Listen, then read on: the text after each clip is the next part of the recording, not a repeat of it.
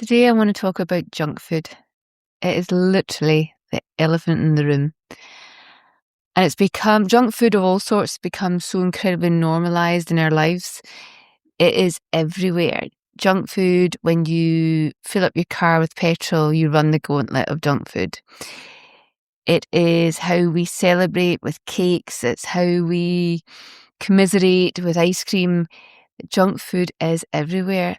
And it's now normalised to go to fast food outlets after kids have done sport and pick up burgers and deep fried chips. And this has become so normal that when we only do it once or twice in a week, the interpretation is that that's quite good.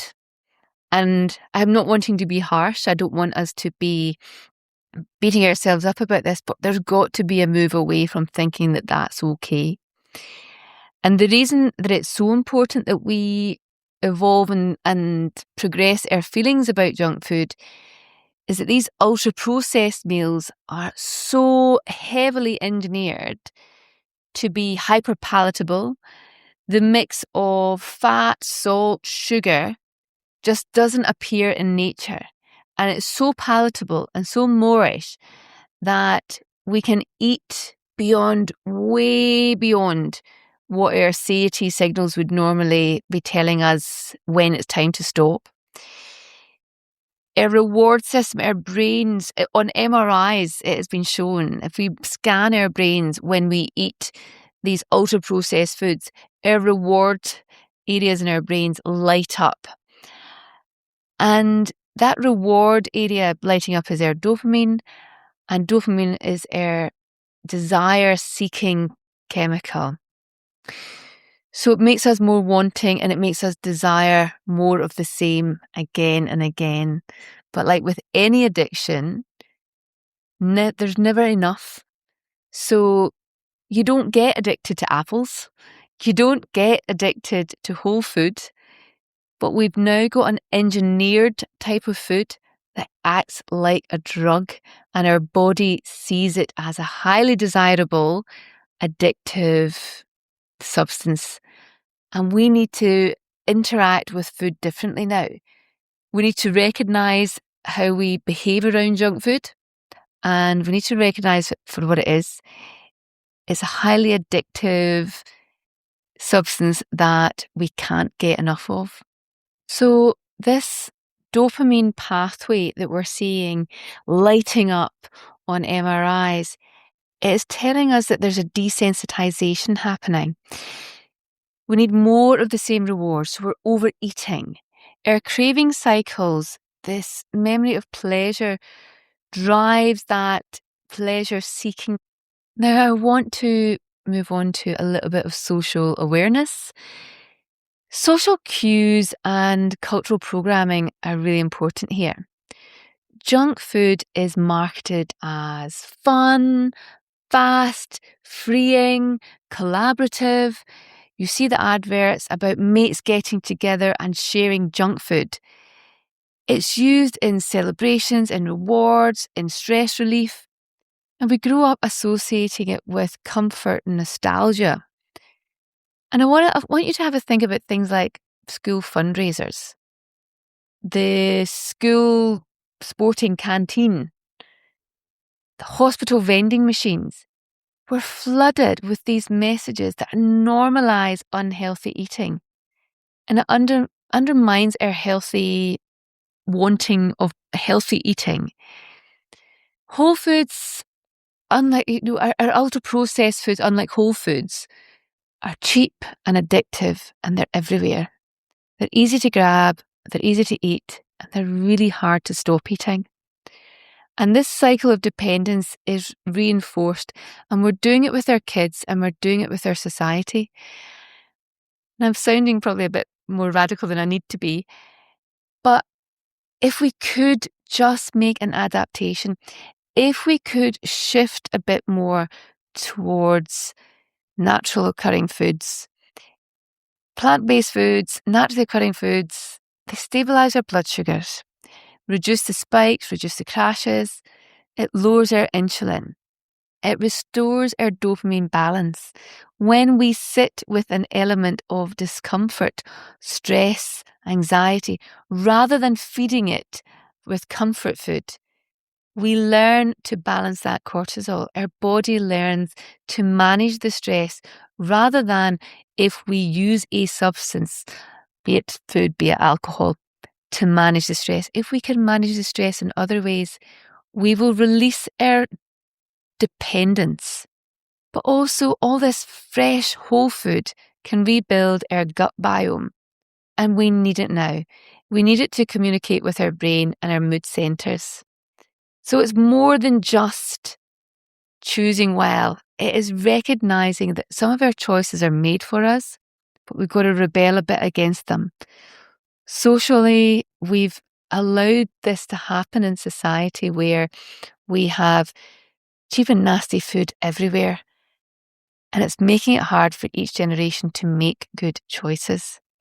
So I want you now, going forward, to notice when junk food is around you, not with guilt, but with a curiosity of, God, it's everywhere. I can see it now. But with a mindfulness of, I'm not going to respond. But I want you to ask, is this my biology? Is this a social reaction? Is this an engineered reaction? And can I sit with it? Can I choose something a bit better? And it might mean for the first little while having an apple, a banana, an orange in your bag that you can go to. It might be having some cashews in your bag that you can reach for. Whole foods will help you come home to a better balance and give your brain and your body space to regulate and reset from all that has been wired with this ultra-processed environment that we're living in now. So remember, we are not broken. Our cravings are not a personal failure. It is part of evolution that we have them. And it's our biological response to this unnatural food system that we find ourselves in. But if we can please choose some whole food, if we could just upgrade to that healthier food, we will start a little quiet revolution. And that is what the next 20 or so days is about. It's about having a quiet food revolution with yourself and the knock-on effects that will have to those around you. Look at your current choices of food. Look at what you are genuinely eating. And are you saying to yourself that these are okay, when in actual fact, it is still a greater amount of ultra-processed food than we need, than we should be working with. Give it a go, give it a whirl, give it a try to recognise the ultra-processed foods in our lives and to challenge yourself to upgrade to better. Patients will often tell me, I get a hypo. If I don't go a long period of time, I feel like I'm hypo. You check the blood sugars, and for the vast majority of patients, they're not hypo. Some might be in a little transition period where you are developing insulin resistance and your insulin levels are going up, but you're still able to use the insulin to get the blood sugar or the sugar from the blood into cells. However, on the whole, we're just so used to those spikes of blood sugar that when it comes to having a low blood sugar, it just feels so different to us. Ghrelin is our hunger hormone. So it's often elevated in people sort of consuming high sugar, low fiber diets. It's also anytime that we try to resist overeating. So when we try to go without, when we go on restrictive diets, when we want to eat but tell ourselves not to, this ghrelin hormone goes high and it stays high for years. So these fluctuations also impact another hormone called cortisol. So cortisol is our stress hormone. This leads to more emotional eating. So when you're stressed, when you're busy, and you're feeling those slumps that you've got from having had processed foods or ultra-processed foods, that cortisol that you've got pumping, you eat, dopamine relaxes you, and that cortisol is responded to by further cycles of eating. It is wicked. Cortisol, being a stress hormone, also increases your insulin. And again, that vicious circle. So yes, it is hormone related, but it's not the simple hormones that you think it is. It is far more complex than that. Your leptin, this is your satiety hormone. So this is the hormone that tells us that we're full. It becomes less effective the more weight we gain, the more processed foods we eat, and the more adipose tissue that we put down. This leptin resistance means that we stop telling ourselves that we're full. We don't get the signal. Insulin, as we've mentioned again and again, with ultra-processed foods and fast release blood sugar results, we have insulin spikes and crashes that make you hungrier, make you moodier, and it makes you prone to overeat.